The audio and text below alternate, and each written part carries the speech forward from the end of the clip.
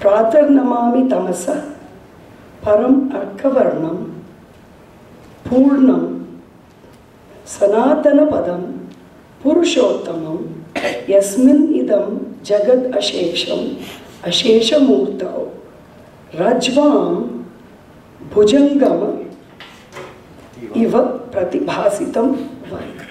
In the early morning, I salute that darkness. Darkness here refers to formless being, which is of the nature of supreme illumination, which is purna, complete, which is the primordial abode, and which is called Purushottama, the supreme being, in whom this entire word is contained completely, from the beginning of creation to dissolution.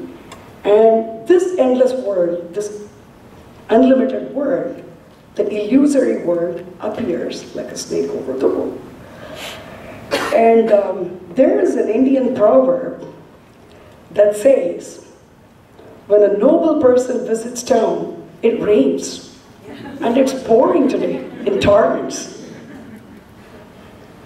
And especially when the noble person's very articulate, very easy to talk to, very, very affable, very enthusiastic and clearing your doubts, it's no wonder that it's pouring in torrents.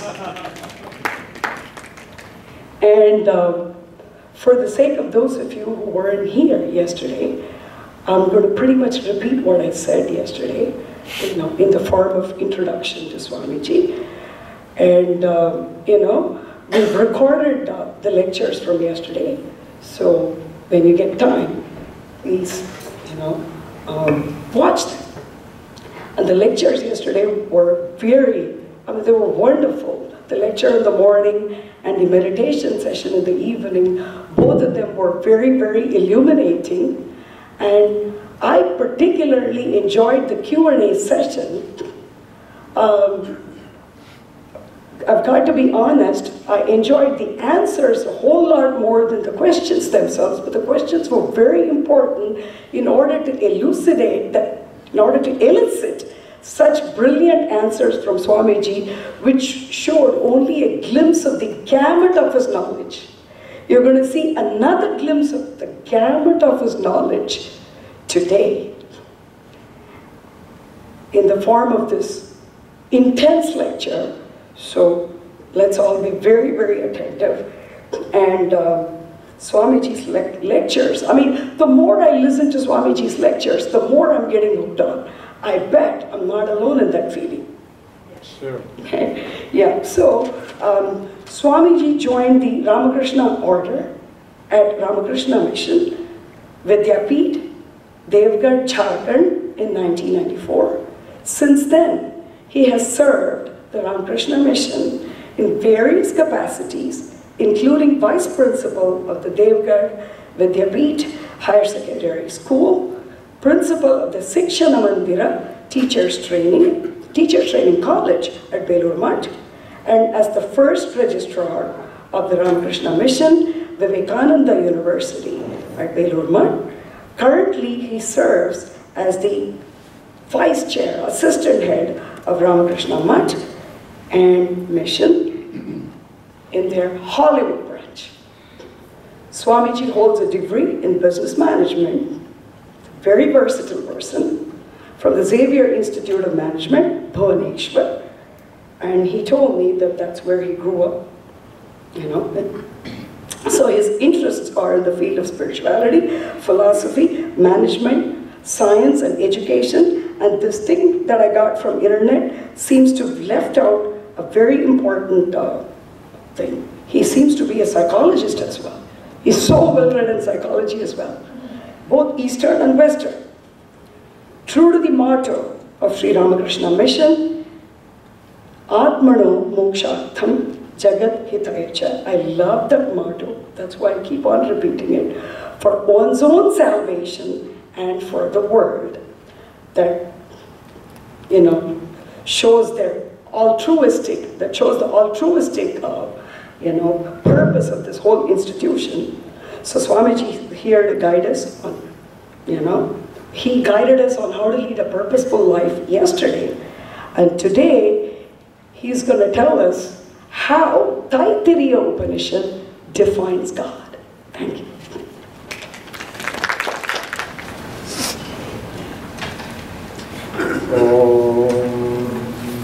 Asato ma sadgamaya, tamaso ma jyotirgamaya, mrityurma amritam gamaya.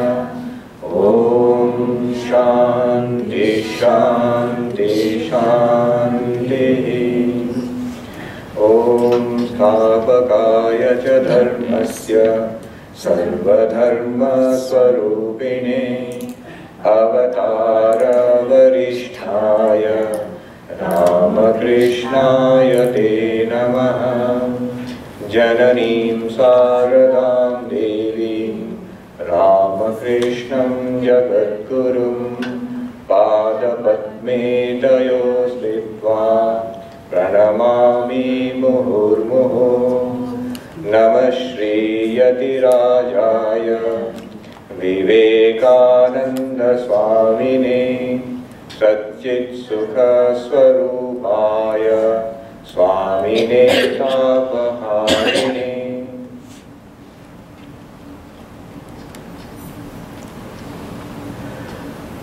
Good morning, and yes, even with the rain, it's a beautiful morning. I was thinking it's so green here. You won't realize, you stay here, but if you come from California, you do realize the difference. So green, and when you have rain, it is actually, it feels very auspicious actually. This morning, the subject is no less than defining God. And I don't know, somebody with a very philosophical bent of mind has picked this subject. If you thought that yesterday's talk was technical or philosophical or difficult, well, you're in for some trouble this morning. But then you have picked the subject, don't blame me. Pleasurable trouble. Yes.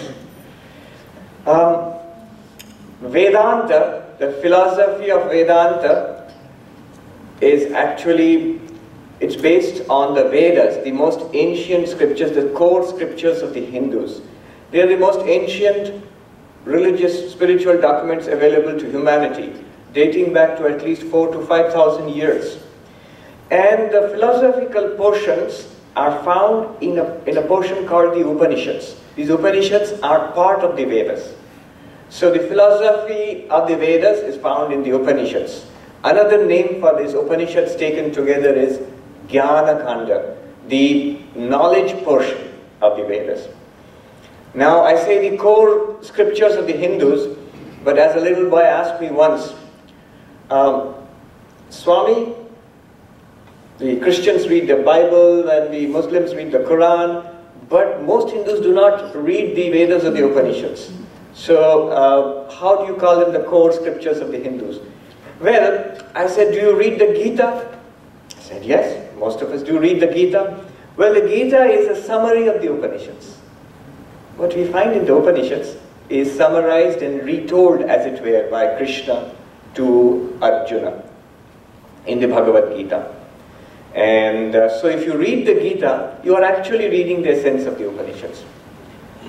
These Upanishads are many in number, more than 100. We find a list of 108 Upanishads in one of the Upanishads themselves, Muktika Upanishad. There were many more. Some have been lost. Some are of doubtful authenticity. But 10 of these Upanishads, without any controversy, 10 of these Upanishads were selected by Adi Shankaracharya, one of the greatest philosopher saints that Hinduism has produced.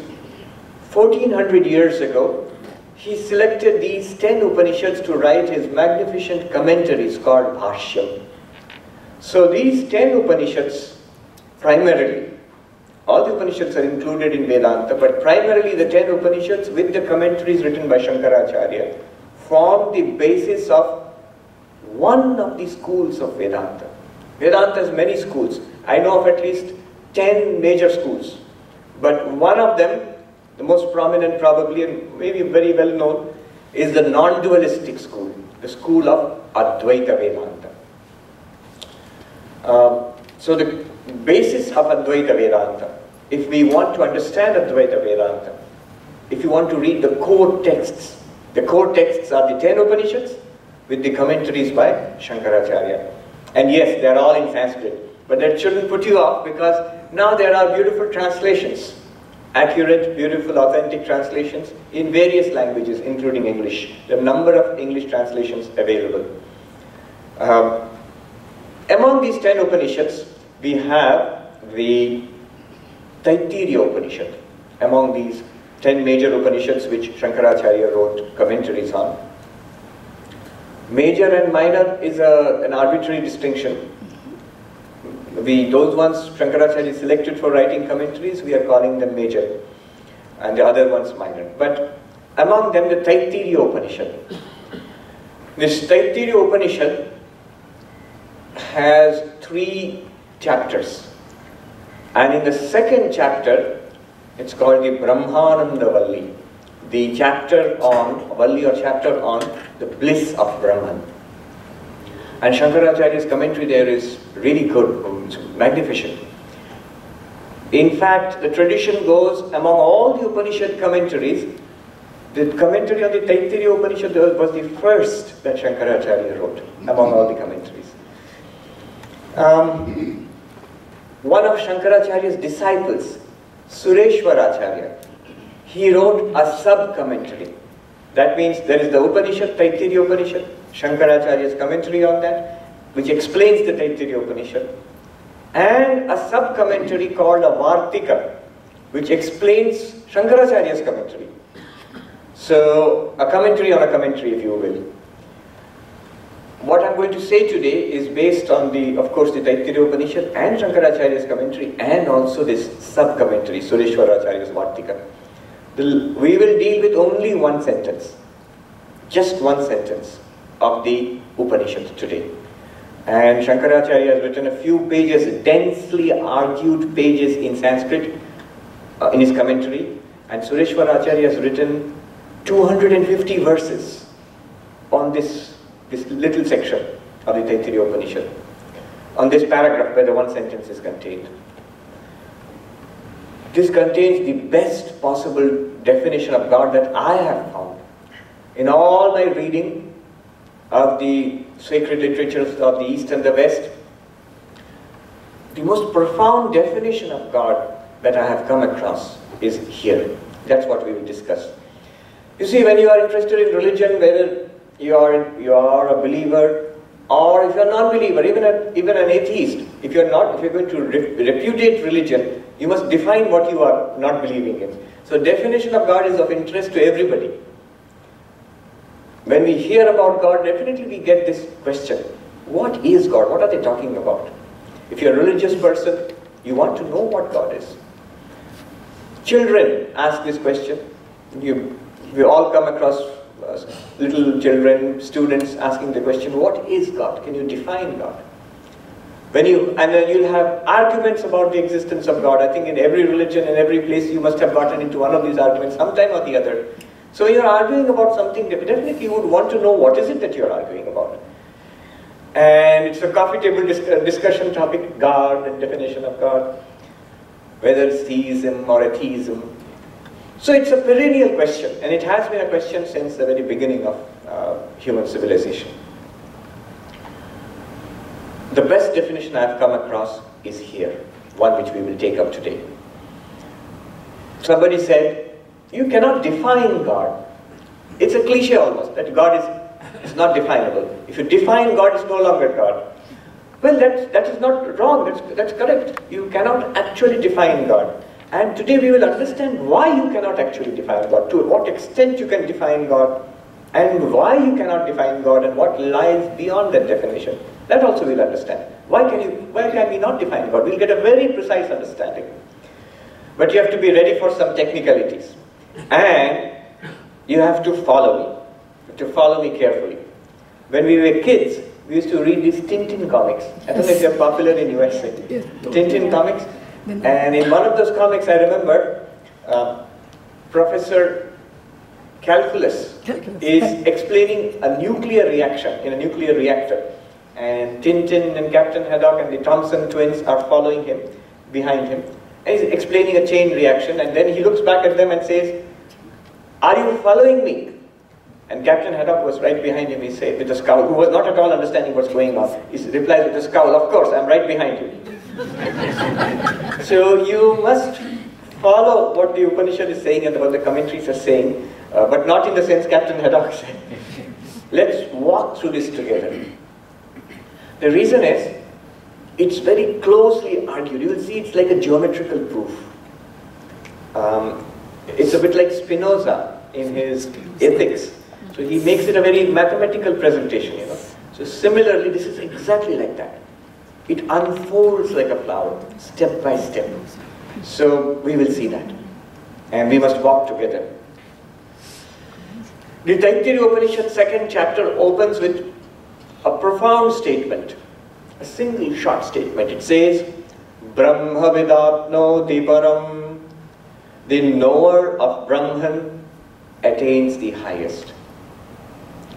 I have used the word God because some people tell me that you should use the word Brahman, not God, because they're not the same.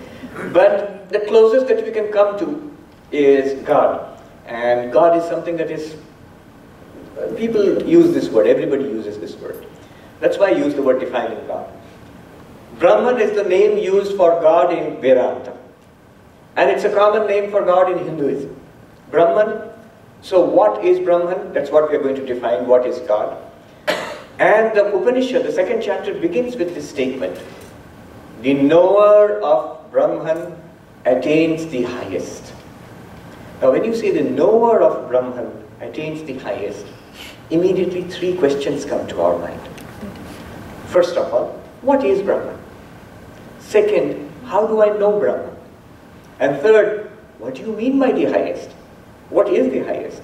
It's like a child who's promised a gift or a prize by the teacher. And if you do this, if you're a good boy, I'll give you this prize. And if it's a particularly intelligent child, he will ask, what is the prize? Before I go ahead and do what you want me to do, I'd like to know what you're promising me. So the knower of Brahman attains the highest. If you realize God, you attain the highest. But what is the highest? So three questions. What is Brahman? How do you know Brahman? And how do you attain the highest? What is the highest? First, what is Brahman? And that is our subject. We will come back to it. The Upanishad gives the answers. Satyam Jnanam Anantam Brahma. Brahman is reality or truth. Satyam means reality or truth. Knowledge, Jnanam. And Anantam, infinity. What does it mean? Sounds suitably profound for a definition of God, a very profound definition, but what does it mean? We'll come back to it. That's our subject today. But let's just quickly take a look at the answers to the other two questions. How do we know God? How do we realize Brahman? That's the second question. And the answer given is, Yo Veda Nihitam Parame Vyoman. He says, who realizes Brahman as in the sacred space of the heart. Literally it means, realizing Brahman means realizing that I am Brahman or you are Brahman. That's the way it should be realized. And that's just indicated. The details are given later on. So, then the third one. What is the highest? What is it that we get by all this exercise? What is the goal here? So ashnute sarvan kaman brahmana vipaschiteti. What does it mean? You get everything that you could desire at once, all together. That means the end of all desire, the culmination of all satisfaction of all desires. Everything that the human heart could want, you get at once when you realize God. That's the promise. We will set these two apart. These are different subjects for two different talks. How do you realize Brahman? That's one talk. Maybe next time. And then, what is this highest? Realizing, getting everything at once. What do you mean by that? That's another. But today our subject is the first one. Definition of Brahman. What is God? What is Brahman? What is this that every religion is talking about? What is it this that we see here? On your left you see the variety of forms and names in which Hinduism has imagined, conceived of God is unimaginable. And it's just one part of the spectrum that you see here. So what is all this? What's going on here? Now, we really have to pay attention. You have to walk with me every step of the way. We are going to go into Satyam Jnanam Anantam Brahma. I'll use a little bit of Sanskrit, not too much, and I'll explain all the time. Reality or truth, knowledge, infinity is Brahman. Now there is a way of unpacking this definition.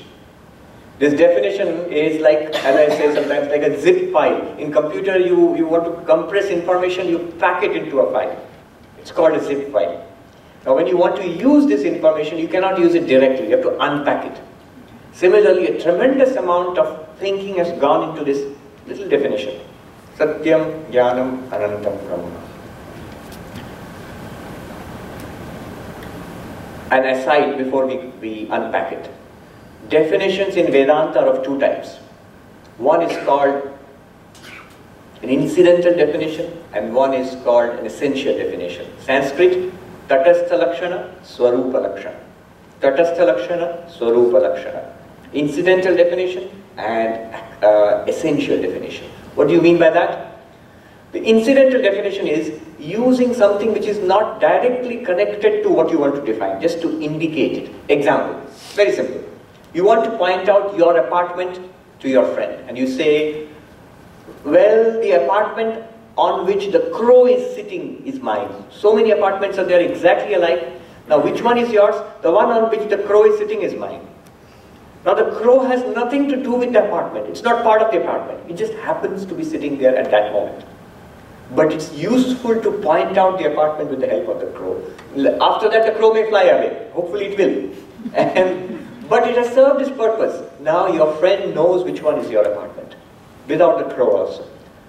Similarly, when we want to indicate God, not really a definition, an indication of what God is, in Vedanta you say, that from which the universe is born, that in which the universe exists and into which the universe finally disappears.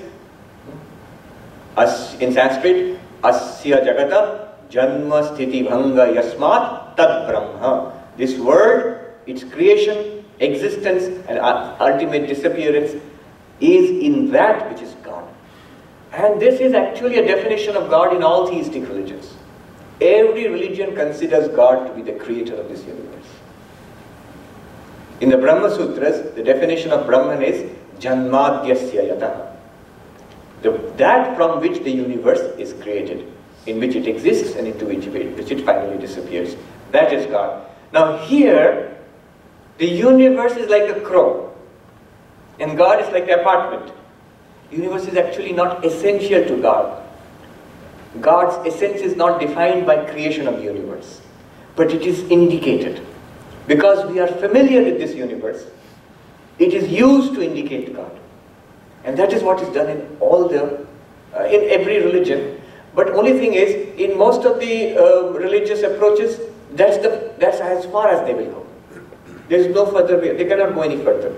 God is the creator of the universe. Who is God? Creator of the universe, cause of this universe. Now Vedanta says that's an incidental definition. That's not the real thing. Then what is God in itself? God in itself is Satyam Jnanam Anantam Brahma. This is the essential definition. Another way of putting it is, which is very common in Vedanta, Satchidananda Brahma. Existence, consciousness, bliss. But right now we have got Satyam Jnanam Anantam Brahma. Let's go into that now, finally. Now there is a way of unpacking this definition. There is a way of unpacking this definition. You start with the last word first. Brahma. The Sanskrit word Brahma is significant. Do you know what it means? It is a very simple meaning. The root meaning, meaning of the root, Bringa Dhatu, the root, verbal root, it means to expand. Literally, Brahman is that which has expanded, which is vast. The meaning of Brahman is vast, big. So that which is vast. When you say vast or big, your question will be a big what? A big man, a big temple, a big country, a big what? If you say big without qualifying it with anything, without man or country or animal or anything like that, just say big without any qualification whatsoever, it means infinite. Just big, infinite, not a big thing, not a big person, not a big animal, not a big machine. Just big literally means infinite. Bigness, if there is such a word. Vast, without measure, without limit, infinite. So Brahman literally means the infinite. Now take the next word. Take the next word, the one just before the word Brahman. If you write it out, you will find it easier to understand. Just before Brahman, the word is Anantam. And those who know any Indian language at all, you know that Anantam means infinite. The word Brahman literally means vast. So the first qualification is infinite, and that is the word which comes before Brahman. Infinite, Anantam. Let's go into this word now. We're taking it up from the Brahman, Anantam. Anantam means in Sanskrit, Na Antam. Anantam, infinite. Literally in Sanskrit it means Na Antam. Antam word means limit. Na Antam, like in English, Na is no. No limit. How would you define the infinite? How would you define infinity? There are many infinities in mathematics, different kinds of infinity, different number systems are infinite in one sense or the other. Here, infinity in Vedanta means no limit. No limit. Anantam, no limit. Now, very precise movement. Limit. What is limit? What are limits? You're saying no limit, but what are limits? Antam, what kind of limits do exist? According to Vedanta, there are three kinds of limits. There is limitation in space, there is limitation in time, and there is limitation in object. Space and time, we understand. I could see many people shaking their heads. Yes, sort of agree. Object, many people look mystified. What do you mean a limitation in object? I'll come to that. That will come later. That's very interesting. But first of all, let's deal with limitation in space and limitation in time. Limitation in space. In Sanskrit, Desha Kala Vastu. Space, time, causation. You think, are we doing religion or spirituality or philosophy or physics? There is no distinction. You're talking about reality and you have to talk about this. Limitation in space. Very simple. Everything that we know, every physical thing that we know has a location, a limitation in space, a boundary in space. So, each of us, we are in one, if you are in this place, then you are not in that place. If you are here in the temple, you are not at home. Because you are located in space, you are limited. Everything is cut off, defined in space. This temple is defined in space. There is something as inside the temple and outside the temple.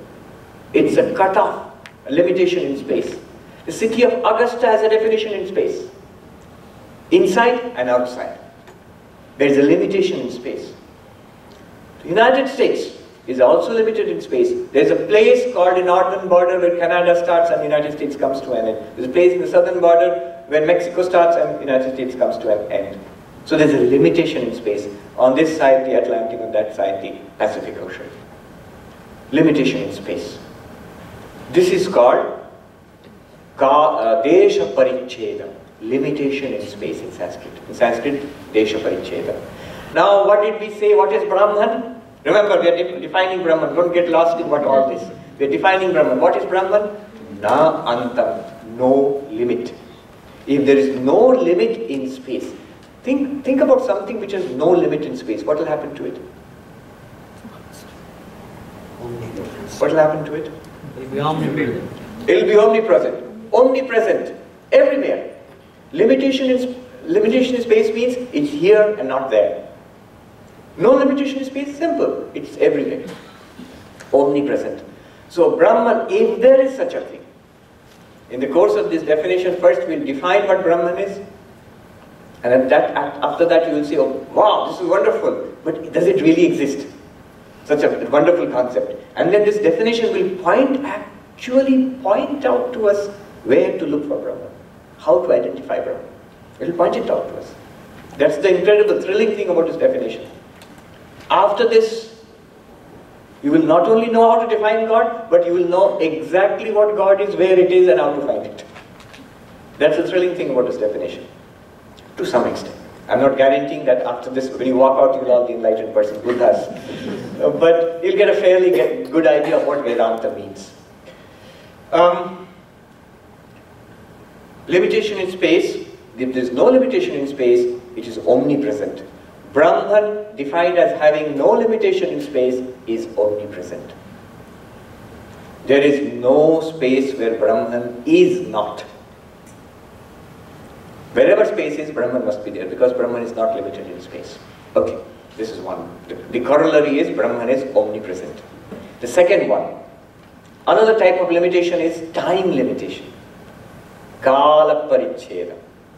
Now, time limitation means there is something which cuts it off in time. Everything is cut off in time. There is a beginning and an end to things. There is a beginning to this lecture, and you will be happy to know there is an end to this lecture also. Just wait for it. So, everything is cut off in time. We are born and we die. Somebody was telling me bacteria have lifespan in hours. We have lifespan in decades and maybe a century. There are other animals, plants which live for centuries, millennia even. But everything has a beginning and an end. That also will come to an end.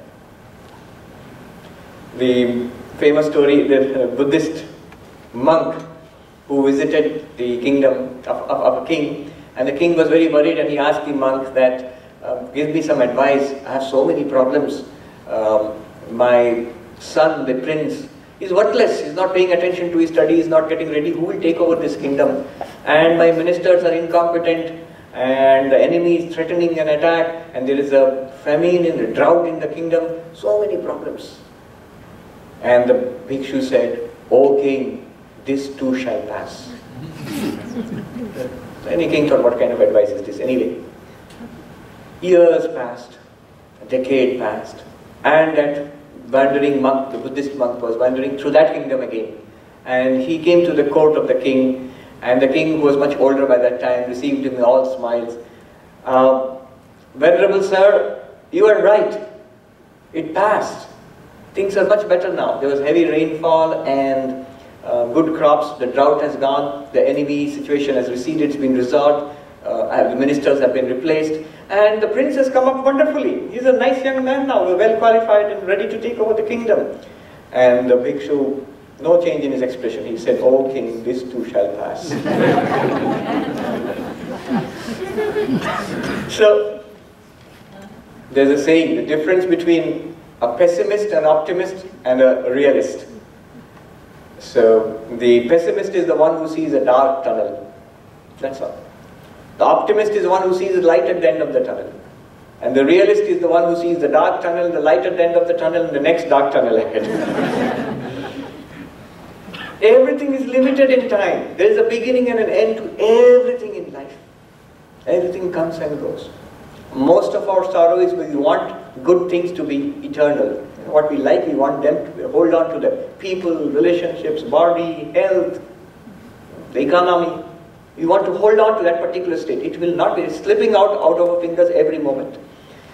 In fact, samsara, the Sanskrit word for this state of existence we find ourselves in Buddhism, Hinduism, in Jainism, samsara, Sikhism, it literally means samsarati, that which goes out of your hands, constantly slipping away from us. Limitation in time, kala paricheda.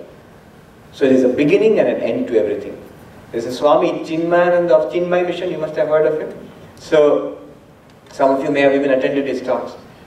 He was humorously remarked that when a person is born and he dies, when you bury the person and you put a tombstone on that marker, and you say such and such person from 1910 to say maybe 2000, 1910-2000, That's his lifespan. So the Swami humorously remarked, that's what life is. A dash from the womb to the tomb. You're dashing from the womb to the tomb, that's what life is. So you're cut off in time. That cutting off in time is 1910 to 2000. 1910 to 2000. That's cutting off in time. Now suppose something is not cut off in time. There is something, it's not cut off in time. What will happen to that?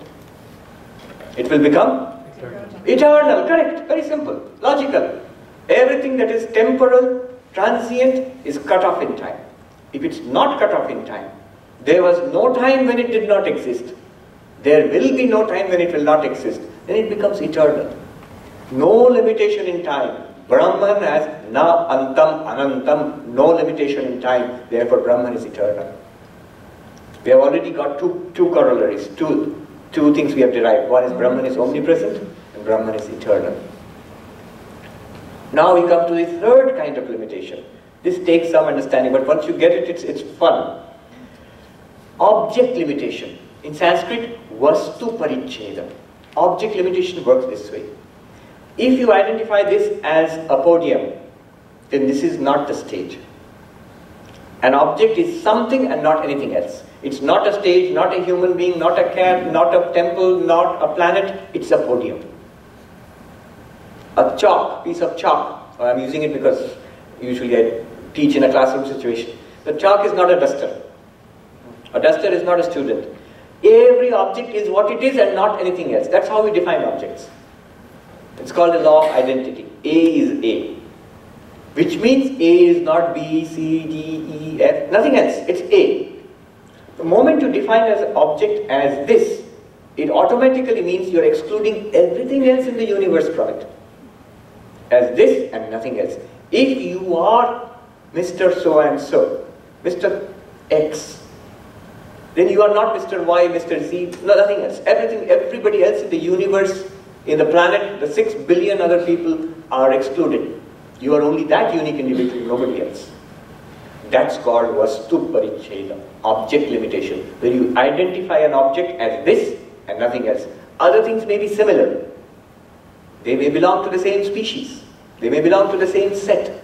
They may share properties, but they are not that particular object. Every particle in the universe has some uniqueness about it. So it excludes everything else in the universe. It may interact with them, but they are different from it. Now, if something does not have this vastu paricheda, follow this carefully. Something has a vastu paricheda, it is this thing and nothing else. If something does not have that limitation of being of an object, then what happens to it? Think about it. If it is a limitation as an object, everything else is different from it. It's different from everything else.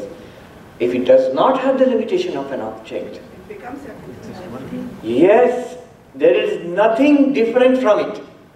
If it's a limitation as an object, everything is different from it. If there is no limitation as an object, there is nothing in the universe different from it. It's not limited to itself and different from others. No. There is nothing in the universe different from it. It becomes everything you said. Let's take it step by step to derive a corollary, which is the most remarkable corollary. It becomes everything is equal to nothing in the universe is different from it. If nothing in the universe is different from it, there is no second thing apart from it. There is no second thing apart from it. Second thing, duality. No second thing, non-duality. Sanskrit, Advaitam. Brahman is non-dual, Advaitam. Imagine, we have unpacked it from the little word Ananta. What have we found from that little word? No limitation. We have found three things. Brahman, if it exists, and I will show you, the Upanishad will show us that it does exist, such a thing. It's not just a fancy concept. There is something, according to this definition, which is not limited in space, omnipresent, everywhere. There is something which is not limited in time, eternal. It was, it is, it will be. And so, time is contained in it, it's not in time. And finally, there is something from which nothing is different. I'm phrasing it very carefully. I'm not even saying that it is everything, rather nothing is different from it. There's a difference between pantheism and panentheism in technical. Yes, I just keep it at that. So nothing is different from it. There's a beautiful correspondence between Swami Vivekananda and one of his disciples, an American lady, Mary Hale. And she writes in a poem, we have taught that everything is God. And Swami Vivekananda wrote back in another poem, I have never taught such strange doctrine as everything is God. What have I taught? God only is, and all else is not. That means there is nothing different from God. All this that we see is not different from Brahman. But I'm not saying outright that it is Brahman, then it becomes pantheism. Alright. So what have we got so far? Brahman, the vast, the infinite, means that it is omnipresent, eternal, and non-dual. The non-dual is a new concept. Omnipresent, eternal, we keep talking about it when we talk about God, but non-dual. Now, so far so good. If you are with me so far, now let's take up the two other words which are remaining. Reality or truth. Reality, let's define it as reality. Satyam, this word may mean reality and truth. So Satyam, reality, and knowledge. Jnanam, knowledge. These are two words. Let's take up reality first. And we shall use the understanding that we have got from Anantam to crack open that word. We have an instrument now, the infinite, no limit. Use that on it. Let's see how it goes. Now what will happen is, this definition, this remarkable piece of philosophy will show us not only a remarkable concept of Brahman, but will show us in reality where to look for Brahman. Will show us that it is undeniably true. A real proof of the existence of God, which comes from our experience, not just theory. So, reality, Satyam. Take it in a common sense, let's go ahead, let's take it in a very common sense approach. What do we consider to be real? Just look around. What do you consider to be real? No philosophy. No Brahma Satyam Jagat Mithya, God is true, world is illusion, all these things. Fancy philosophy, forget it. Just see what is real here. So yes, Swami, people are real, the temple is real, hopefully you are real. And the only thing that seems to be unreal is this philosophy you are talking about. The lecture on the podium is real and lights are there. Even empty space between us is real, in a sense, it's real. This world is real. So we have so many reals here, real things here. Many things. Now the definition tells us these real things are Brahman. Satyam Brahma. Real things are Brahman. But now a problem comes. What is the problem? Look at these real things. Look at this real podium. Look at this. Is it unlimited in space? Is it omnipresent? Thank God, an omnipresent podium would be real, it would really get in our way. If you find this podium everywhere in the universe. No, it's very much limited in space. It's just here and nowhere else. It does not even cover this hall. Anything in here you see, any object, it's not omnipresent. They are very much in their own place. They are located in a particular place. They have a place limitation. Time. Is this podium eternal? No. You bought it from a shop or you got it made with a carpenter and it was wood earlier and that wood was in the tree earlier and that tree was in the nutrients and the materials in the earth and air and everywhere. So, this podium as a podium is not eternal. It's not eternal. It is very much limited in time. It has a beginning and one day it will come to an end, I'm sorry to say. You better plan for the next podium. So it will come to an end. So everything is limited in time. Everything that we see, all the real things. Remember, we are examining real things. Satyam. They are not only not omnipresent, they are very much limited in space, they are also limited in time. They have a beginning and end.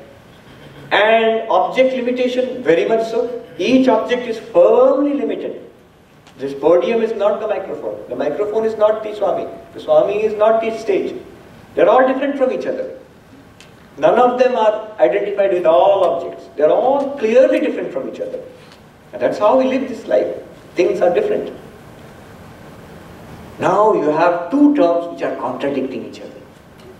Satyam means a collection of real objects which are very different from each other, which are limited in space, limited in time, and yet you are saying Anantam, omnipresent, eternal, non-dual.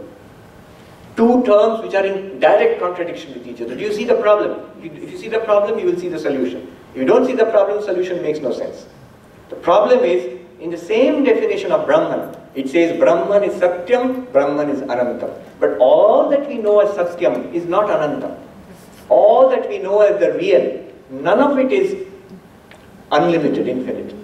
It's all very much finite. And yet it says Brahman, God, is something which is real and infinite. Real and an infinite real. But we find no real thing which is infinite.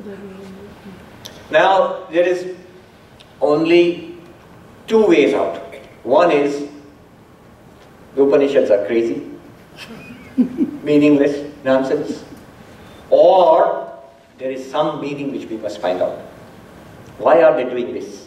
Putting two absolutely contradictory things together and saying that is Brahman. Now here, if you thought all this was heavy stuff, the real technical stuff is going to start now. Now here what we have to do is, we have to go into the philosophy of language.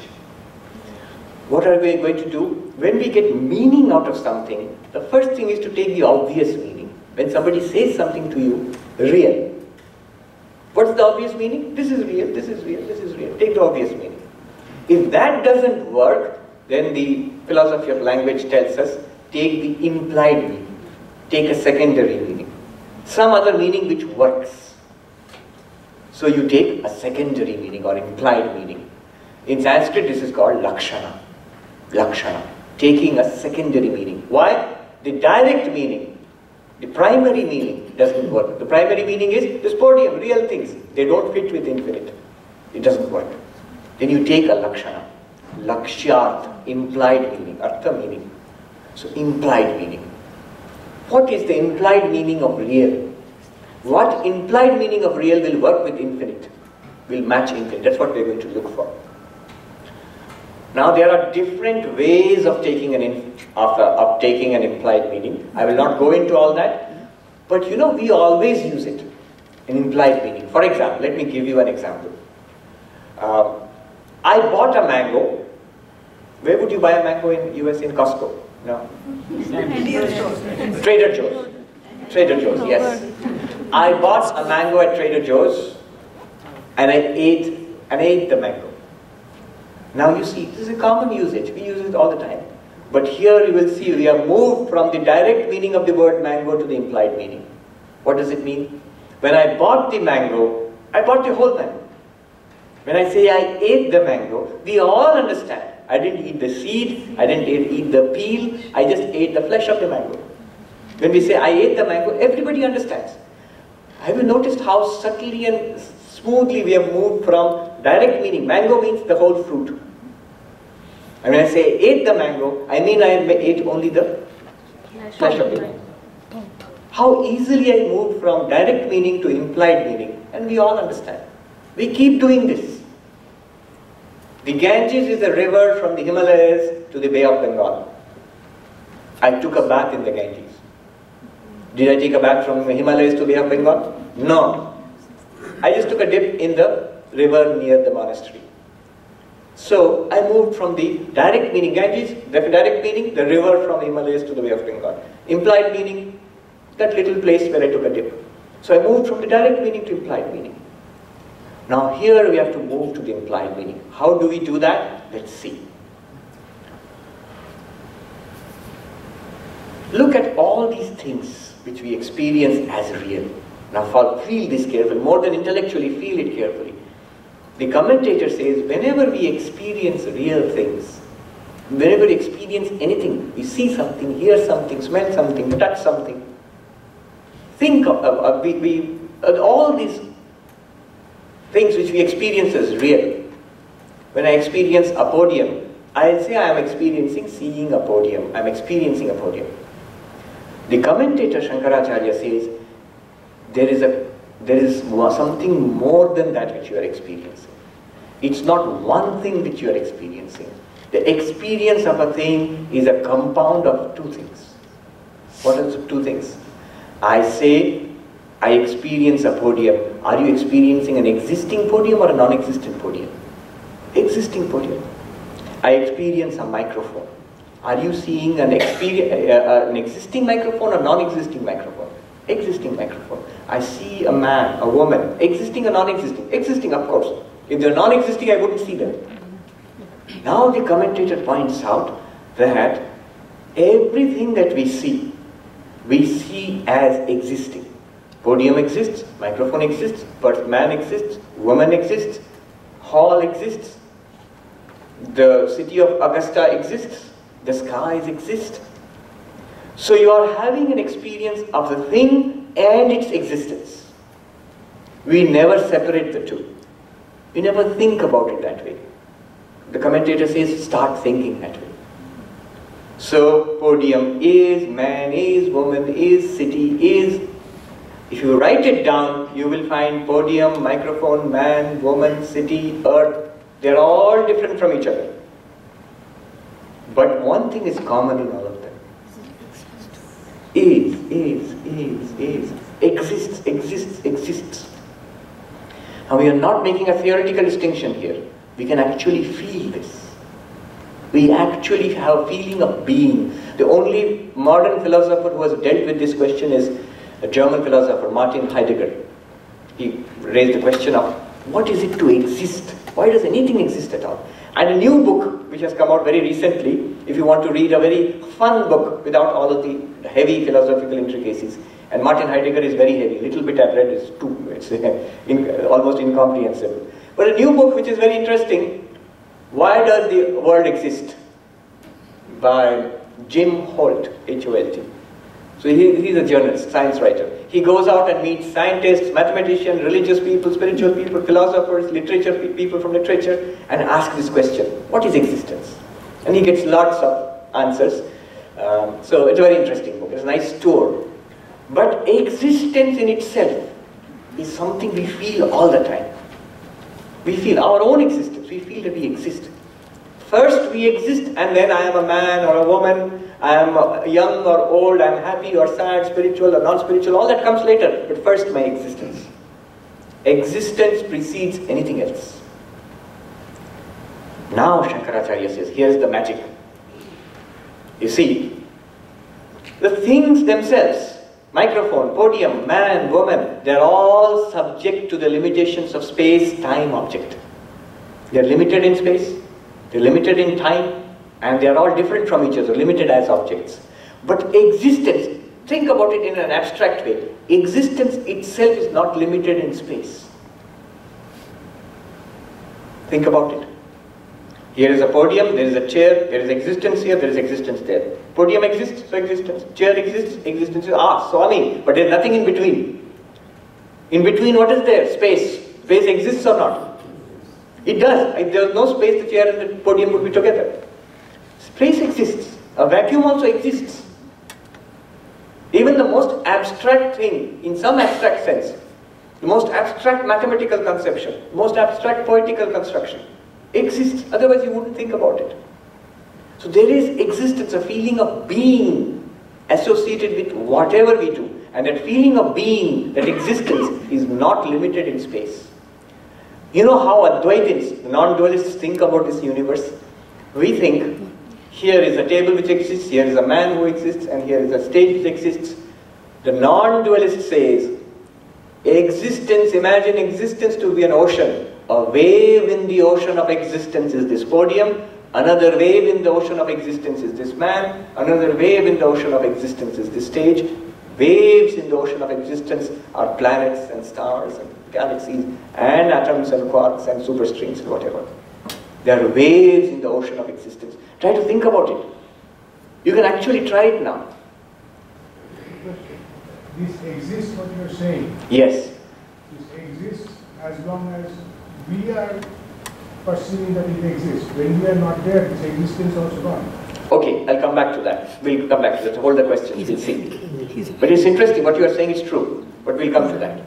So, imagine yourself in an ocean of existence. You have to reverse the thinking. We are thinking like, it's like, look at the Atlantic Ocean, which is closer here. I was going to say Pacific, it's California. Yes, you see so many waves in that ocean. Now we are accustomed to think of the waves having water. There's water in the wave. But really, is that true? Isn't it more logical to think the water appearing as waves? The water being churned into waves by the wind and the current? Because before the wave, it was water. After the wave, it will be water. When it is a wave, it is water. So rather, the wave exists in water. Water doesn't exist in the wave. The wave exists in water. Similarly, think of all things are in existence, in this ocean of existence. And just to answer what you are saying, Advaita finally says, this ocean of existence is what you are. It's your own existence. So as long as you perceive your own existence, the universe exists for you. Anyway, we'll go into that a little later. This ocean of existence is not limited in space. Space exists. So space is in this ocean of existence. This ocean of existence is not in space. Suppose, imagine, logically, suppose there is some space where existence is not. Then that space will exist or not? It will not exist. Logically, a space which does not have existence does not exist. So logically, every space must be having that existence. So existence, space is in existence. Existence is not in space. This technical word for this implied meaning of Satyam in Sanskrit is Sat. Satyam, real thing. Direct meaning. Direct meaning are these objects.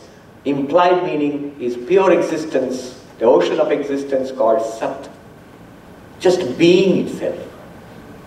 Now come to, and that one has no limitation in time. Pure being has no limitation in time. Sat has no limitation in time. How do you say that? People are born, people die. This podium, it was created. Before the creation of this podium, it was just wood. It was not a podium. But existence was there in the form of the wood.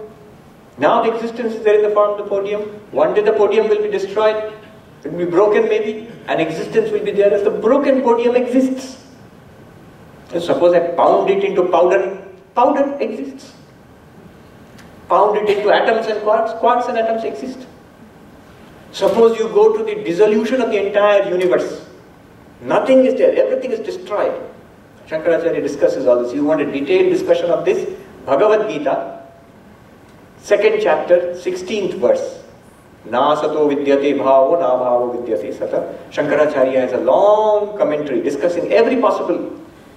He says the pot exists. Then the opponent says, suppose I break the pot, your precious pot no longer exists. Shankaracharya says, no, broken pot exists. And suppose I smash it to nothingness, then your existence is also gone. No, he says another pot exists. Existence is there in that other pot. Suppose I destroy all of your precious parts, then something else exists. Existence is still there. Now suppose everything is destroyed. A time will come when the universe is destroyed. There also, Brahman, the creator of this universe, exists. But even when everything is destroyed, there is no thing. All that happens is, you are not able to appreciate existence. Without a particular object, you cannot appreciate being or existence. Existence remains, but there is no thing which manifests that existence. What does existence do? It lends existence to everything in the universe. We all get existence because of Sat. And what do we do in turn for pure existence? We manifest that pure existence. You are able to appreciate being. We are able to appreciate Sat. We are able to appreciate existence because of all these objects. Things exist. So we are able to appreciate existence. We'll come to questions at the end of the talk. Time. So there is no time when there is no existence. Even before there was existence, after something destroyed, that's when the existence is there. If everything is destroyed, we are not able to appreciate existence, but existence still continues. Object limitation, you can answer this very clearly. Each object is different from the other, but the existence of this object is not different from the existence of that object. No more than The water, in fact, the water in a wave is different from the water in the other wave because the particles of water are different, atoms are different, the molecules are different. But existence is not like that. Existence doesn't have particles or molecules or anything. It is one, indivisible. So existence, Sat, has no limitation in space, no limitation in time, no limitation of object. Hence, that pure existence matches Anantam. That pure existence is Brahman. We have done something remarkable. We have found that unlimited, infinite, not the omnipresent, eternal, non-dual Brahman. We have found it in the existence of this universe. Where is Brahman? Everywhere. In what? In anything that exists. What is it exactly? It is the very existence of things. Now here, one question will be answered. People keep saying God cannot be defined. God cannot be defined. Now we understand why God cannot be defined. You see, to define something, you have to take the direct meaning of the word. Satyam, these things. You can define a table, you can define a microphone, a human being, you can define it. They are things, objects. They are limited. You can define it in terms of its limitations. But the pure existence is not an object. It's not limited. Hence you cannot apply any definition. That's why you have to take the implied meaning. And if you think about it, in one sense you have not really grasped pure existence. That pure existence is not an object. The table is an object. The existence of the table is not an object. In fact, Advaita says, if you think about it, if you meditate upon it, you will see the existence of the table is your own existence.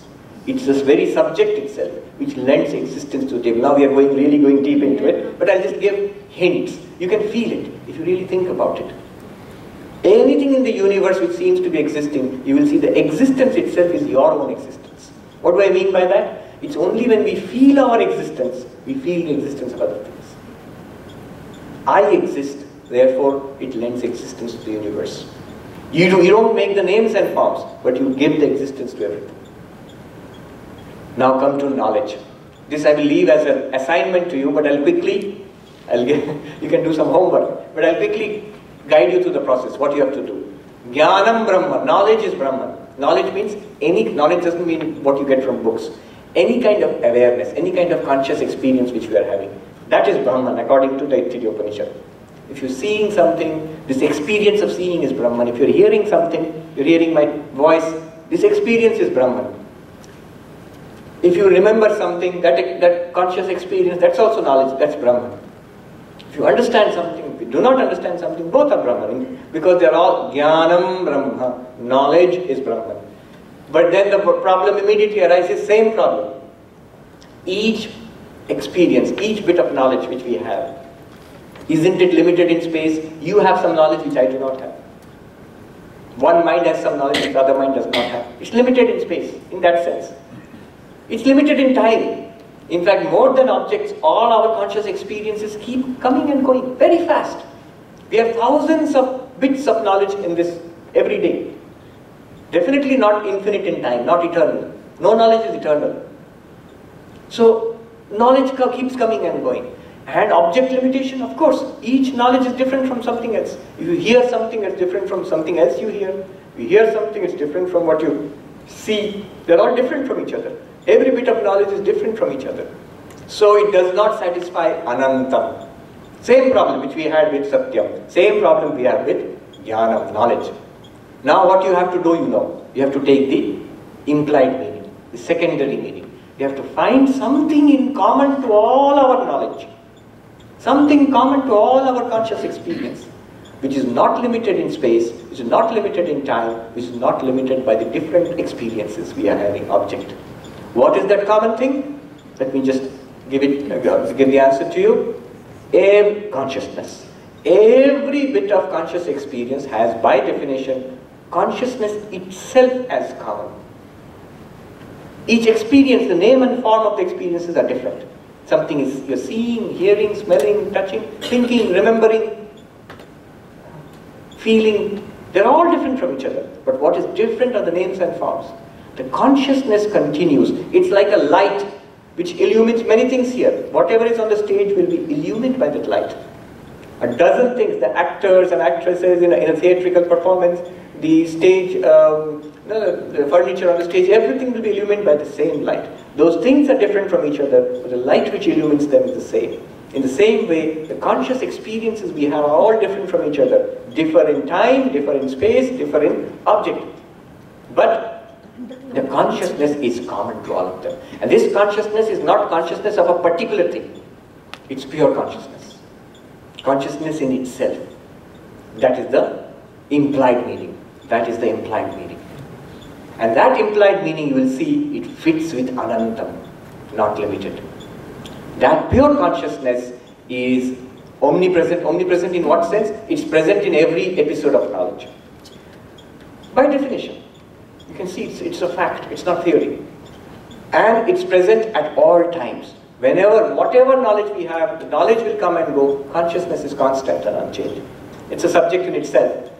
And that consciousness, in every knowledge, in every experience, the experiences are different from each other. The consciousness does not vary. It's the same consciousness.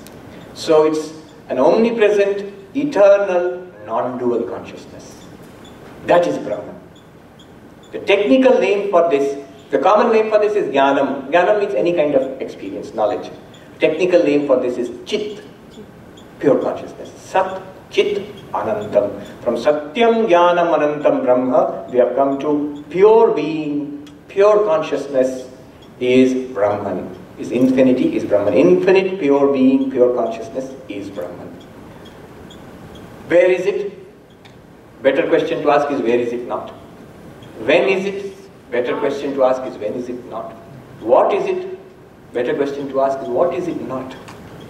There is nothing in this universe apart from pure being and consciousness. They are all different from each other because of the names and forms. But they have no substance to them without pure existence and pure consciousness. And the conclusion of Vedanta is, you are that. You are that.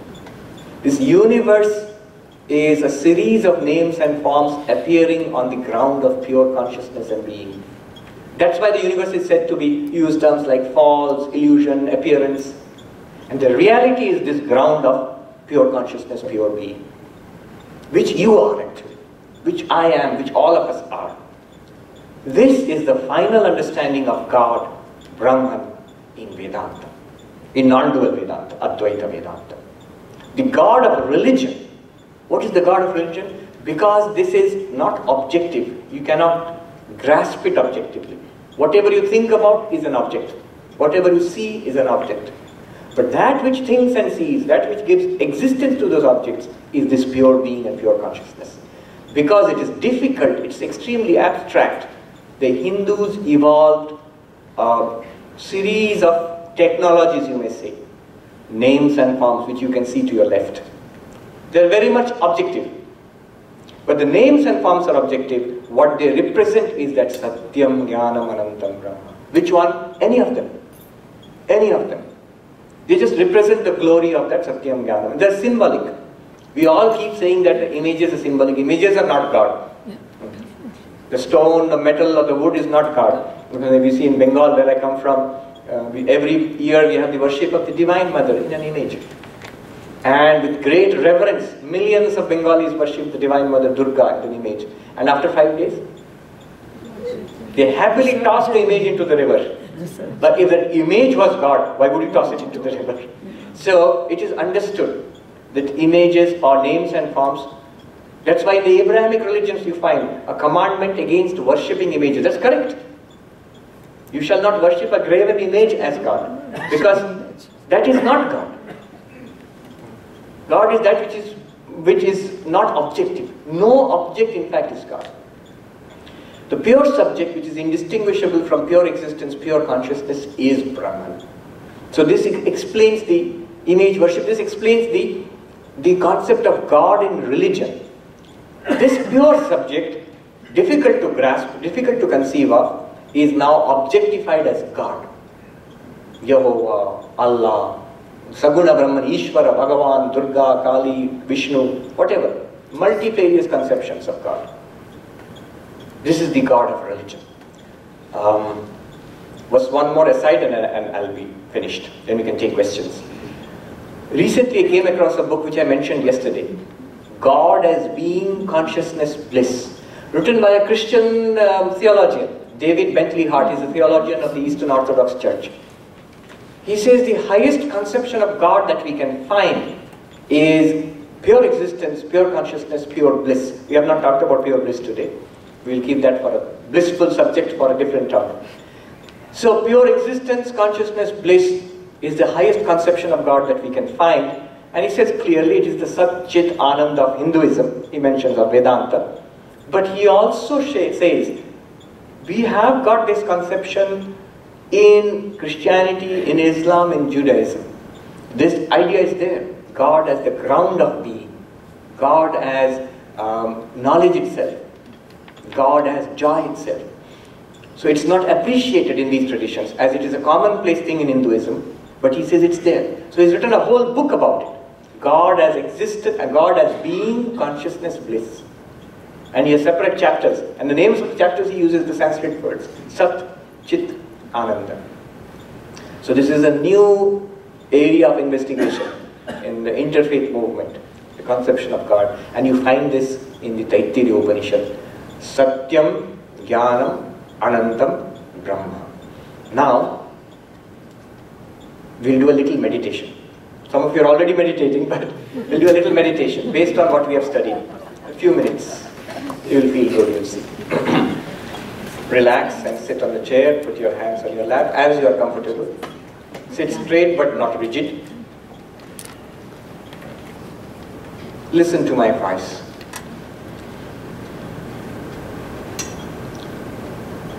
Repeat mentally to yourself, Satyam Jnanam Anantam Brahma. Mentally, Satyam Jnanam Anantam Brahma. Infinite existence, consciousness is Brahman. Satyam Jnanam Anantam Brahma. Now in the Ashtavakra Gita, there is this meditation. Mai Ananta Maham Bodho Vishwapota Itastata Brahmati Swantavatena Namamastya Sahishnuta. What does it mean? I am an infinite ocean of existence and consciousness. Satyam Jnanam Anantam Brahma. I am that infinite ocean of existence and consciousness. And this whole universe, including my body and mind, are like a little boat on that ocean. Imagine a vast ocean, an ocean without shores, and a little boat floating in that ocean. The body, mind, and the entire life which you have is like a little boat floating in the ocean of existence. It moves by itself. Sometimes it moves up, sometimes down, sometimes straight, sometimes in circles. What is my attitude? What is the attitude of the ocean to the boat? Namamastya Sahishnuta. I am not impatient. I have infinite patience regarding the boat. I watch it. I watch its movement. It is nothing to me. I am the ocean. It sails on me. The boat of samsara, the boat of my life, sails on the infinite ocean of existence which I am. Now this is just the first stage of the meditation. We'll go deeper. Mai Ananta Maham Bodho Vishwavichi Swabhavata Udetu Vastamayatu Name Vriddhi Navakshati. I am an infinite ocean of existence. Satyam Jnanam Anantam Brahma. And this universe is not like a boat. It's like the waves of the ocean. I myself come up as this universe, as the waves in the ocean that I am. I am the vast ocean. On my surface there are a few waves, which is this entire universe. And that includes my little life too. The waves rise, the waves continue, the waves subside into me. I neither gain nor lose anything. When the waves come up, I, the ocean, am not increased. When there is birth and success and wealth and pleasure, I, the infinite ocean of existence, am not increased thereby. When the waves subside, I, the ocean, am not decreased, diminished thereby. Similarly, when death comes and disease comes and failure comes and humiliation comes, I, the infinite ocean of existence, am not diminished by that.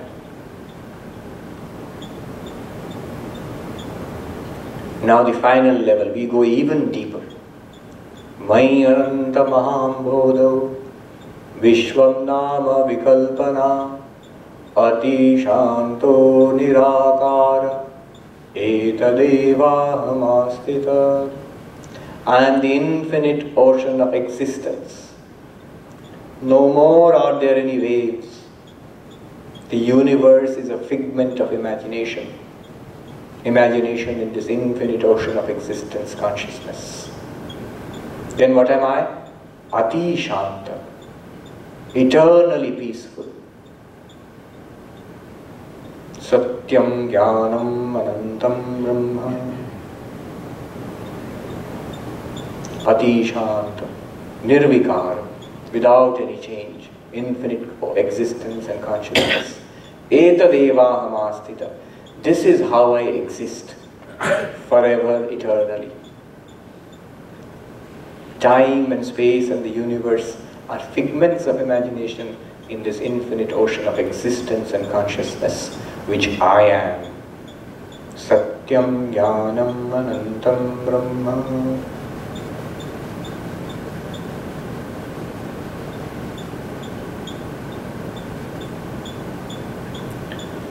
Om Shanti Shanti Shanti Hari Om Tat Sat Shri Ramakrishna Order.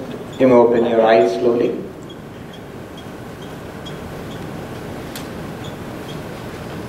Well, what a journey. And all sitting, armchair philosophizing, sitting in your chairs, we have taken a journey into the depths of reality. Now you have any questions? I'm sure there will be many questions. But one good thing about meditation is, after meditation you don't feel like talking. Yeah. So, no more questions. Yeah. So for the questions, anybody have any questions, just come to the mic here and speak up so we don't have a background noise like we had it yesterday. So we have one by one and raise your questions and Swamiji will answer it. Thank you. Further deterrent for questions. You actually have to come up here and ask a question. No, this will be good because nobody can hear your question in the back. Or if you want to ask, I will repeat the question. No questions? Yes, there's a question there. You can come to the podium, please.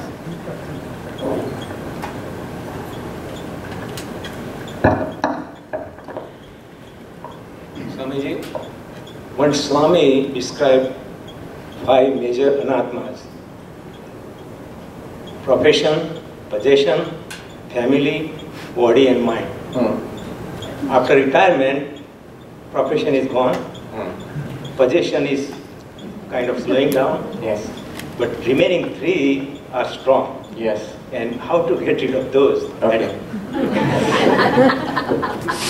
I'm sure if your family members, if they're here, they're glaring at you.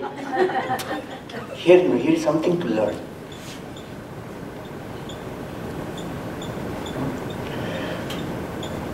You don't have to get rid of them.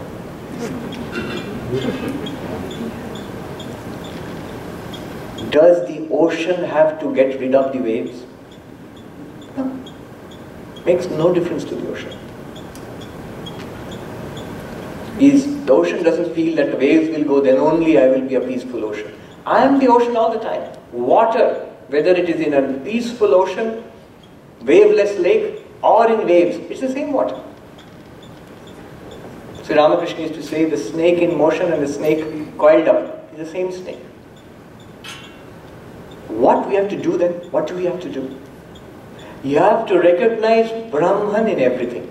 Swami Vivekananda said, He who runs away from the world to meditate and die in a Himalayan cave has missed the way.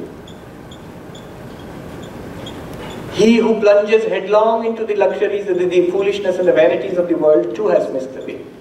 In Imitation of Christ, there's this beautiful book by Thomas A. Kempis.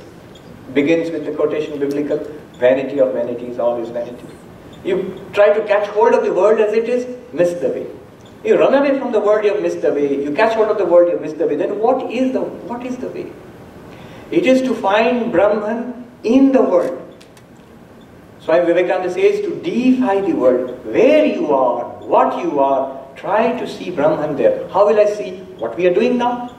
This Vedanta Vichara, meditation, prayer, Karma Yoga, all of these are ways to make this Brahman, this conception, this abstract philosophy concrete and living. It is possible.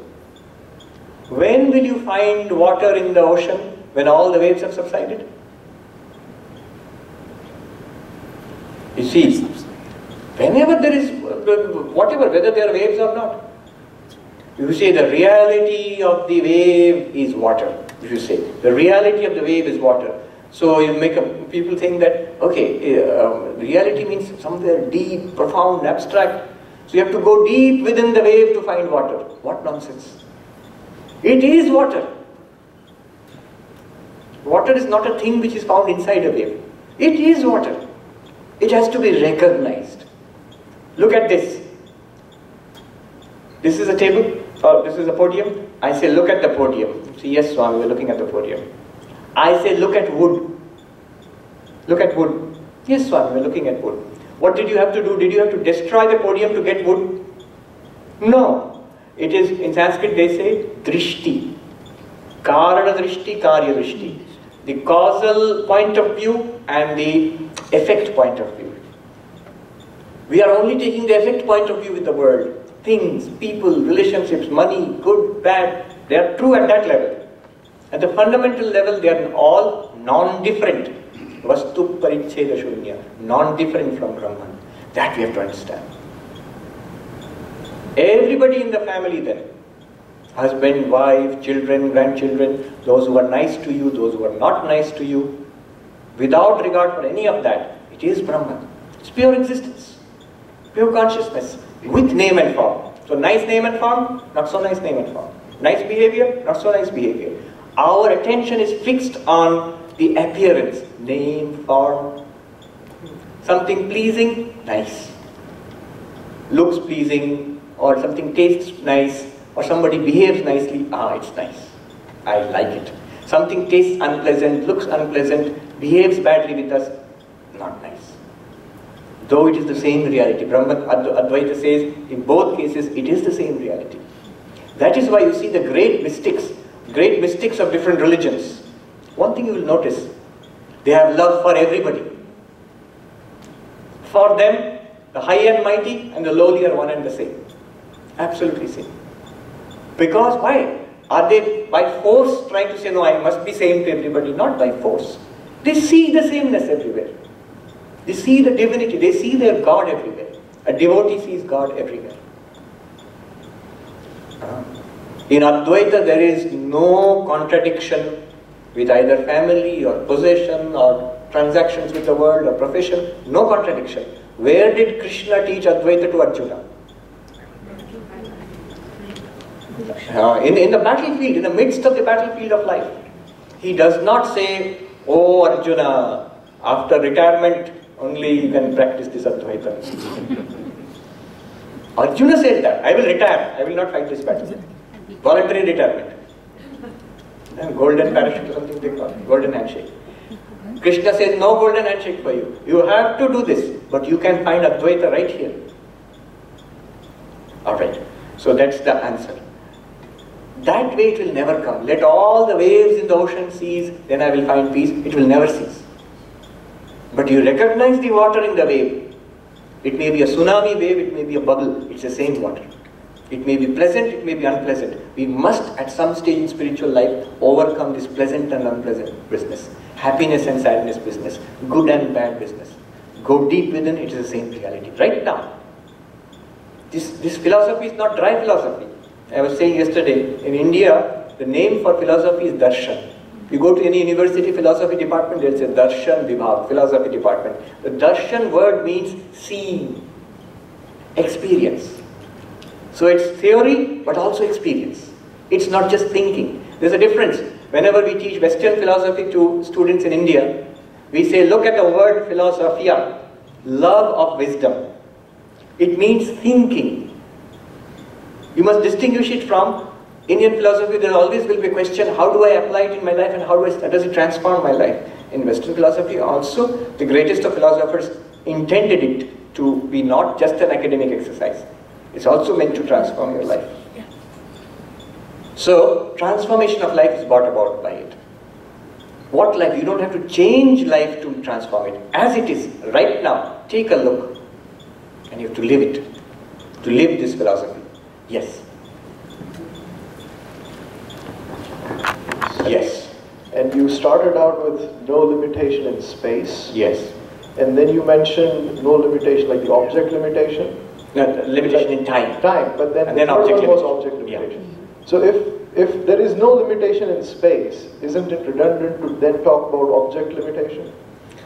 Yes, but you know, you're coming at it from a different angle. Suppose you say there are things which are not in physical space, mathematical concepts, right? Or characters in fiction, Harry Potter. You don't find it anywhere in physical space. It's there in a fictional space. So what about that? Is that something apart from Brahman? Because it enjoys a kind of fictional existence. So object limitation, it makes sense to talk about separately about object limitation. Yes. So space-time to begin with, but object limitation ultimately. So then, if something is everywhere, and then you say that like the podium. Yeah. So you say the podium is not different from the stage. Yeah. But then, you know, if, as you said, Brahman is everywhere. Yes. Then do you then have to say that podium is not different from the stage? Because if it's everywhere, then isn't that by definition already said? Podium is different from the stage in our practical day-to-day dealings. We know this is a podium. I stand here and give a talk. That's a stage. That's where you go and go do a theatrical performance or a dance. We, in our day-to-day life, we treat them differently. We know these are different objects. But what you are saying is, if there is something pervading all of this, Right.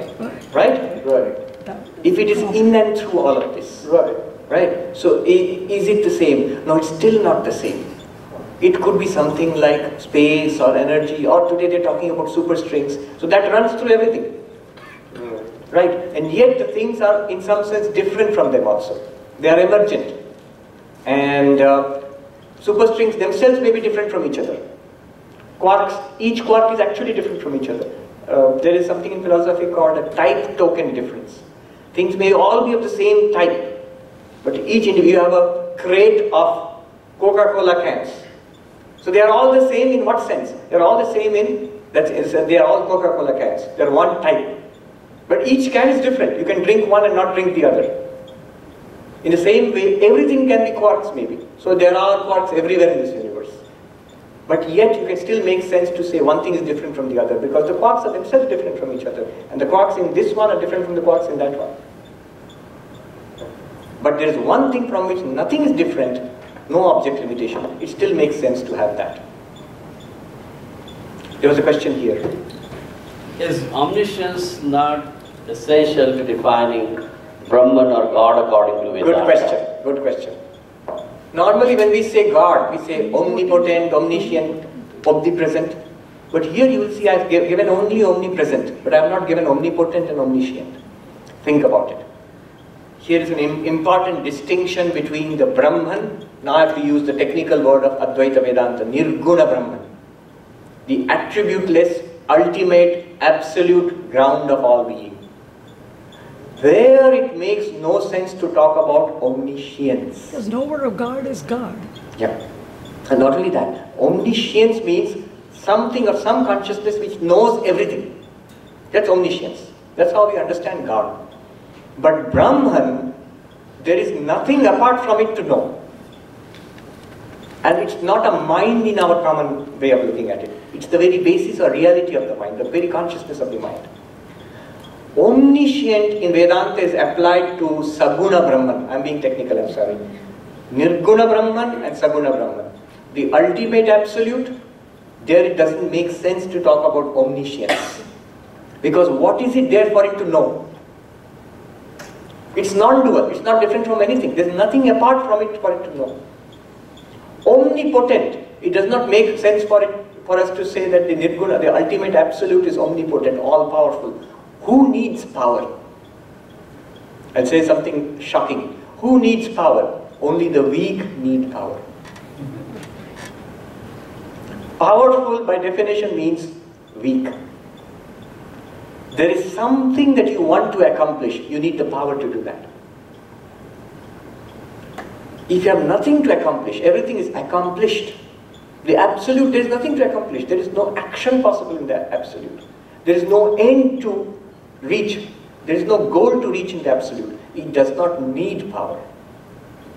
What needs power? God needs power.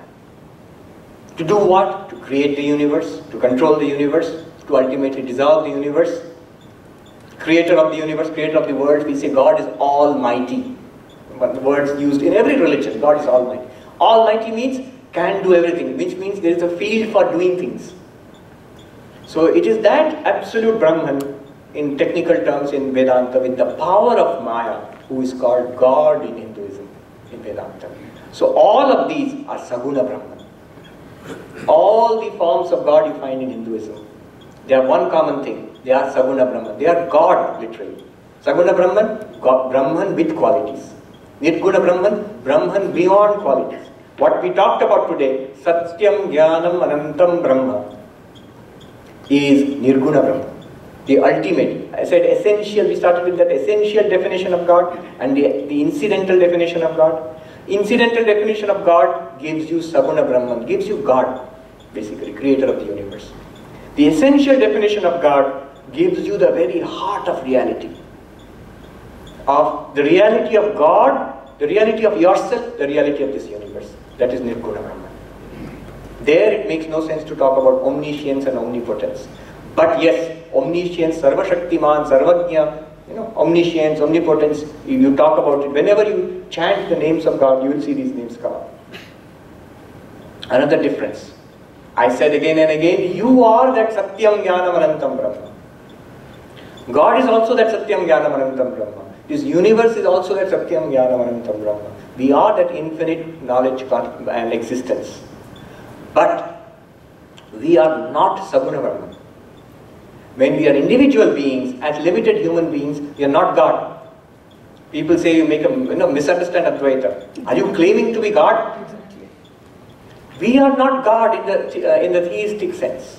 Theistic sense, we are individual, limited, humble human individual beings, subject to birth and death, subject to all limitations. And God is all powerful, omniscient, omnipotent, and also omnipresent. But really speaking, God is Satyam Jnanam Anantam Brahma, you are also Satyam Jnanam Anantam Brahma. At the level of manifestation, they are different. They are different. So we do not claim to be God, but we claim to be the reality of God. Yes. There is, just a minute, here's a question there. The question is not mine, it has appeared in the Sri Datta Mahatmya. And one of the eras, the Indradev asked the question to his Guru. It is pertaining to the talk. Since he is Gunatita and Kalatita and Shastratita, why there is a need to follow the Shastra to understand him? Very good. If he is beyond language, Shastratita means beyond language. And I have a whole talk on this which I will not give you, don't worry. It's called the language of paradox in Advaita Vedanta. So the whole subject is described there. If something is beyond language, yet the Shastra, scripture is in language. Now the scripture is an impossible task, to talk about something which cannot be talked about. Scripture, Shastra, has to speak in language. Every scripture is in language. And you have to express in language something that is inexpressible in language. What do you do? So the scripture has evolved many techniques. One technique we use today, the technique of implied meaning, akshana. Do you remember? Instead of taking table, mic, person, we took the existence of the table, existence of the mic, existence of the person as the implied meaning of Satyam, like that. So that's one of the strategies. Now why do we need scripture? Scripture will give us knowledge, knowledge will remove ignorance. Scripture cannot directly reveal Brahman because it is beyond the scripture. But it can give us knowledge which will remove our ignorance about Brahman. And we will realize that we are Brahman. That happens intuitively within us. You have to grasp it. You have to grasp it. Even today what we did, unless one grasps it intuitively, you still remain confused. You can go up to podium exists. But existence by itself cannot be grasped intellectually. It cannot even be expressed logically. It has to be grasped intuitively by your own existence.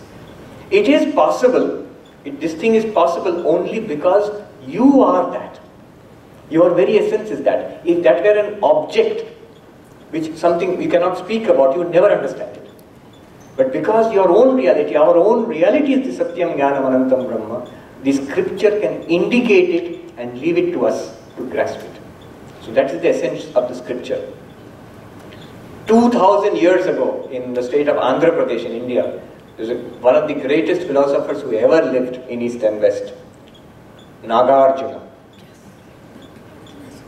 And in his Moola Madhyamaka Karika, he is the founder of the school of Buddhism, or founder of the main philosophers of the school of Buddhism called Shunyavada, the school of the void. Don't be scared, the school of the emptiness. We say everything is Brahman, they say everything is Shunya. And actually it means exactly the same thing. He says, in answer to your question, in the Moola Madhyamaka Karika, there is a very profound statement. He says there are two levels of reality, and this was taken by Shankaracharya later on. Yes. Two levels of reality. Absolute reality, Satyam Jnanam Anantam Brahma, and a relative, Vyavaharika reality. What is that? This. This thing. Table exists, existence itself, absolute reality. Table exists, relative reality. And we are right now inhabiting the relative reality. The absolute reality is there, right here, as the ground of this relative reality. We want to move from this relative reality in our understanding and experience to the absolute reality. And Nagarjuna says, Samvrittim manasritya paramartham nadigamyate. His name for Vyavaharika relative reality is Samvritti Satyam. He says, without taking the help of relative reality, you can never attain to the absolute reality. Because we are trapped in relative reality. Matrix movie, you're trapped in the matrix. You have to take the help of the matrix to get out of the matrix. Swami Vivekananda says, you cannot run away from the machine of this world. You must learn how to work the machine till it sets you free. So the scripture is like that. It is part of this Maya, but it will help to set us free. There was one question here. Shall we tell us when we must stop? No, fine. I'm going back to the question. Yes. I'm confused about the whole the concept of this Brahman is the realization of a person that this existence there, consciousness is there. When the person goes away, along with all this goes away. Yes. But then Brahman doesn't go away, and that's why I'm confused. Yes. When the person goes away, all this doesn't go away. That's the thing. No one. That's the claim they are making. When the table goes away, the wood doesn't go away. When the wave goes away, the water doesn't go away. It remains as water, not as a wave, at water. Even as a person, take it physically. Take it physically. When the person dies, does the body go away actually? It's reduced to, in Vedanta, 5 elements. Earth, water, fire, air and space. Or in modern chemistry, so many elements. Even when you destroy that, does it go away? It remains as a fundamental particles of nature. Even when you destroy that, it becomes some singularity somewhere. At the end of the universe maybe. It doesn't go away. Physically also it doesn't go away. Matter cannot be destroyed. Yeah, something, it will remain. Nothing comes out of nothing. There was a talk by Lawrence Krauss. where he wanted to show something has come out of nothing. No. And he says there was this quantum foam or something. I don't understand physics, but what he showed was a state of potentiality was there from which the universe emerged. But then that's not nothing. That's not nothing. That is something. It's not absolute zero. From something, something has emerged. And very interestingly, I'll come to you. He used the term quantum foam. I don't understand what it is, but I was amazed to see in Drigdrishya Viveka, probably the author, maybe Vidyaranya, he says,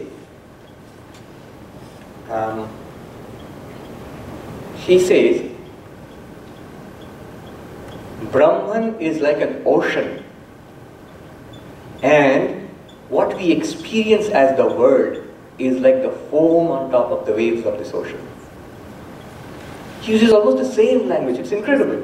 I'm sure, I'm not claiming, and I'm sure he does not mean the physics concept of quantum foam, but language is almost similar, remarkably similar. Literally, he says, Pena. What we experience as the experienceable universe, he says, is like the foam on the surface of a wave. And I heard Lawrence Krauss saying that what we experience as the visible matter of this universe is like foam, and there is a huge amount of dark matter which is not experienced, which is not manifest to us. Now I have any number of friends who are monks and physicists and mathematicians who will chase me with a stick if I try to make superficial comparisons. So I will not make that comparison. It struck me. Yeah, there's a question there. Tell me when we should start. So you mentioned just now, I mean the question is related to that there is an existence independent of the perceiver, that even when a person dies, he exists in some form or matter. Yeah. Is there a consciousness independent of a perceiver? Yes. And how is that different from the existence? Yes, yes. In Vedanta, consciousness and existence are at their root. Pure consciousness and pure existence. There's a concept of pure consciousness and pure existence. And Vedanta says it's exactly the same thing. Exactly. We are forced to use the word existence. We are forced to use the word consciousness. But there is one thing which is existence consciousness. What does it do? It manifests itself as the existence of things in the universe. The objective universe. And it manifests itself as a conscious subject. You are a conscious subject experiencing an objective universe. And according to Vedanta, both of them have their roots in pure existence consciousness.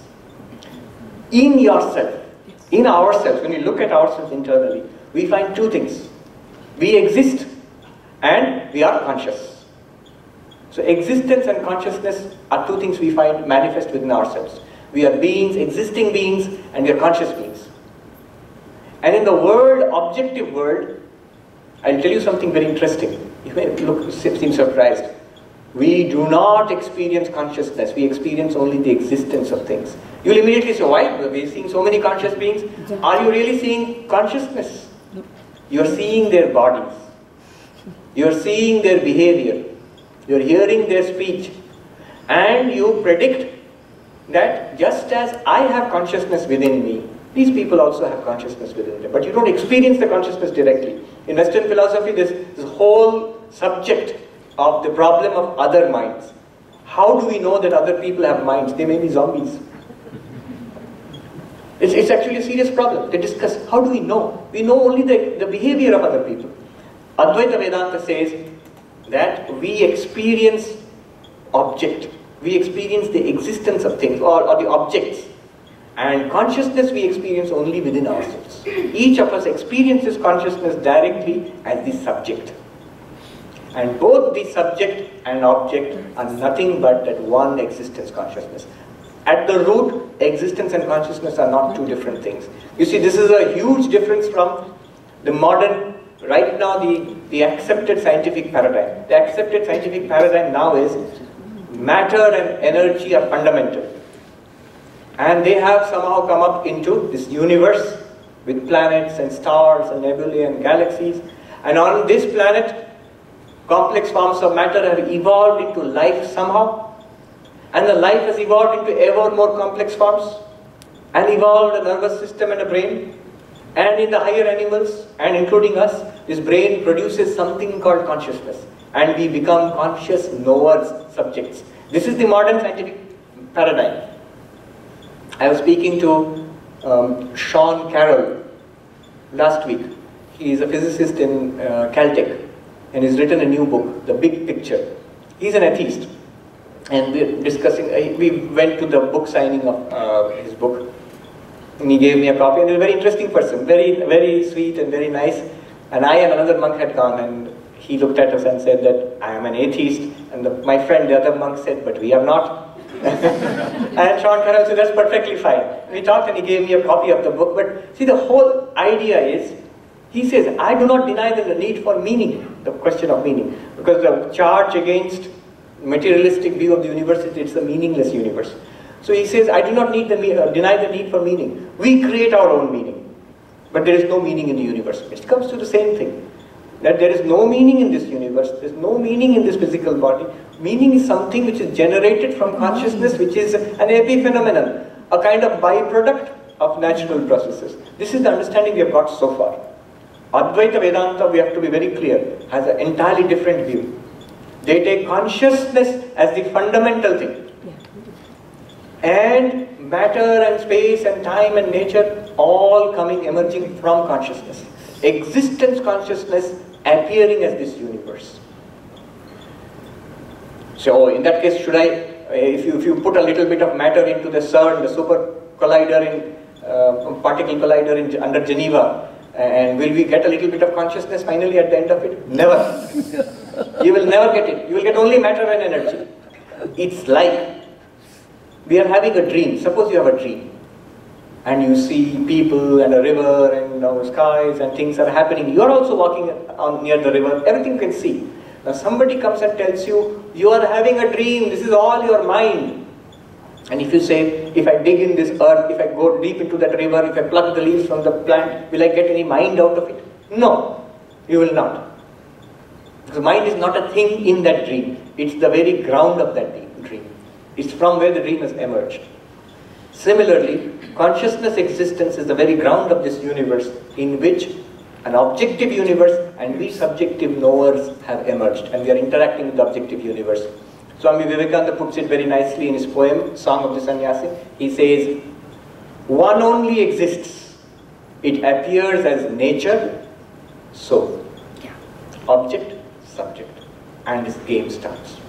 This is the only thinker, modern thinker who's making a bridge among these two. One I have found, one I have come across is, have you heard of David Chalmers? Look him up. He's an Australian philosopher and a materialist, reductionist, everything. But he's got very nice TED Talks, and he's got books on, he's working on the problem of consciousness. It's an interesting area now. It's become very lively in the last 20 years. Earlier consciousness was ignored as an area of investigation. Now it's a very lively area. He's working on the problem of consciousness, and he has come to the conclusion consciousness is irreducible. It says consciousness cannot be reduced to matter. He even said in a talk I heard recently on TED Talks that I am throwing a wild idea out there, wild for physicists, not for Advaita Vedanta. He says consciousness may be as fundamental as matter and space. Advaita Vedanta will say consciousness is fundamental, more fundamental than matter and space, but at least this thing is coming from a modern thinker. That consciousness may be as fundamental as time, space, and matter and energy. David Chalmers, Australian. Chalmers. David Chalmers. Chalmers. It's his investigation into consciousness which is forcing him towards this kind of a view.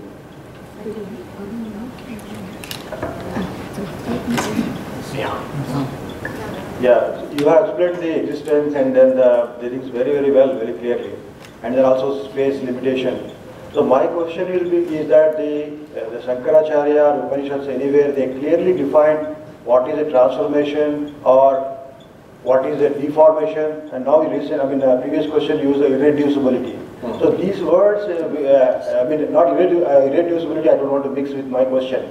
So deformation and transformation, Was there a reference in the Upanishads and the Yes, Shankaracharya? it's over here. If there is, where exactly that is? I'll ask you to look up two things. One is Taittiriya Upanishad itself. What we discussed just now, the very next paragraph takes it up. This first paragraph says, knower of Brahman attains the highest. 3 questions. What is Brahman? How to know Brahman? What is the highest? What is Brahman? Now we all know, hopefully. At least you will be able to give the definition. Minimum expected result after this. Not talk, lecture, class. What is the definition of God? Well, at least all of you will be able to see that one definition I've come across is Satyam Jnanam Anantam Brahma. God is infinite existence and consciousness. What do you mean by infinite? What do you mean by existence? What do you mean by consciousness? Should be able to explain. Just after this paragraph, the person who's listening may have asked, all this sounds awfully vague. How do I realize God? And what does that Brahman have to do with this universe? What does that Brahman have to do with me? So the next paragraph starts, which goes on for several paragraphs. It's the rest of the chapter. What it does is what we know as Panchakosha Vichara. It says, an answer to your question. Tasmad va etasmad atmana akasha sambhuta akashad vayu vayoragni agnerapa adbhya prithvi prithivyam oshadayaha oshadibhyo annam annat purushaha soyam purushannarasamayah. Now what it says is, they want to connect that Brahman to us.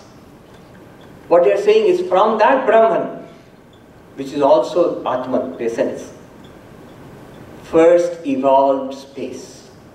Transformation. They don't use evolution. Sambhuta, appeared, manifested as space. From space appeared the primal 5 elements which ancient civilizations talk about. They did not have a periodic table, they did not have a concept, though they are conceptions of atoms. In fact, in India, the very word kana, atom, has come from the Vaisheshika philosopher Kanada, who was the first to talk about atoms more than 2000 years ago. In the Western philosophy, in Greek philosophy, I think it was Democritus. Democritus talks about atoms in Greek philosophy. So the ancients had an idea of particles of matter, but not very sophisticated. Space appears, air or vibration appears, heat appears, fluid appears, and earth appears. And then from all of this, there is these planets and food, and from food comes the body. It says, Soyam Purusha Annarasamaya. Purusha, this body, is made of the essence of food. And he says, you start with this now. From this body, he will take us step by step, from body to life, to mind, to consciousness, back to the Satyam Jnanam Anantam Brahma. This is the process that will start. So that's one place that I'll ask you to. And if you say that pure existence consciousness appears as space, what do you mean? What is the link? How does it appear as space? So there is a beautiful article by a professor of physics from Mumbai, IIT Mumbai, K. Ramasubramaniam, space. I don't know where you will find it. If you just search K. Ramasubramaniam, if you search, you can find it. If you don't find it, you can email him. He sent it to me many years ago. So it's a physics approach, an Indian philosophy approach to the problem of space, emergence of space. Just a theoretical approach. I won't say an empirical, a theoretical approach. So that's one place you look at, and look at the concept of parinama versus vivarta. Parinama versus vivarta. English, transformation versus appearance. Transformation is where something is transformed into something else. An appearance theory is where something appears as something else. A seed is transformed into a tree. Milk into curd. Yogurt. But a rope appears as a snake. A rope is not transformed into a snake. A desert appears as water in a mirage. The desert is not transformed into water. Now Advaita Vedanta insists that ultimate reality is appearing as this universe. It has not been transformed into this universe. So that's the transformation, that part of it. And there's a lot to discuss on that. But you just look up space, article on space by Ram Subramaniam, IIT Mumbai, and Vivarta Parinama. Vivarta and Parinama. These terms, if you Google it, you will get a lot of articles on that.